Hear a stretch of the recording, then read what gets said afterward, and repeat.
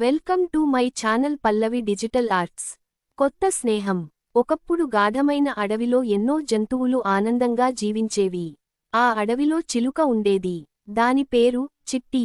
చిట్టి రంగు రంగుల పండ్లు తింటూ, చెట్ల మధ్య ఎగరుతూ, పాటలు పాడుతూ తన జీవితాన్ని గడిపేది.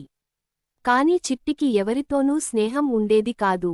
ఒకరోజు చిట్టి తనకు ఎవరూ లేరని ఒంటరిగా బాధపడసాగింది.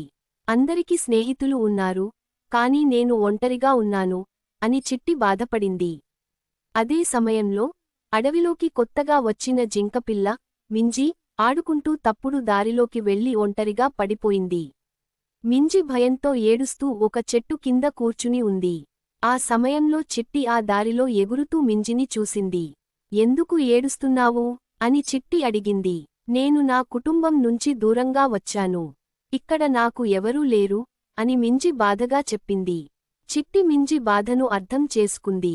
నువ్వు ఆలోచించకు, ఇక నుంచి నేను నీ స్నేహితురాలినవుతాను. మనం కలిసి ఆడుకుందాం అని చిట్టి చెప్పింది. ఆ రోజునుంచి చిట్టి, మింజి మంచి స్నేహితులుగా మారారు. వాళ్ళు చెట్ల మీద ఎగరడం, పండ్లు పంచుకోవడం, మరియు ఇతర జంతువులతో ఆడుకోవడం మొదలుపెట్టారు. వారి స్నేహం చూసి అడవిలోని జంతువులందరూ ఆనందపడ్డారు. ఒకరోజు పెద్ద తుఫాను వచ్చింది. చెట్లు వంగిపోయాయి. గాలి పెద్దగా వీచింది. అన్ని జంతువులు గుహలలోకి పరుగులు తీశాయి. కాని మింజి గాయపడి చెట్టు కింద పడిపోయింది. చిట్టి వెంటనే ఇతర జంతువుల సహాయంతో మింజిని రక్షించింది. తుఫాను ముగిసిన తర్వాత మింజి చిట్టికి ధన్యవాదాలు చెప్పింది.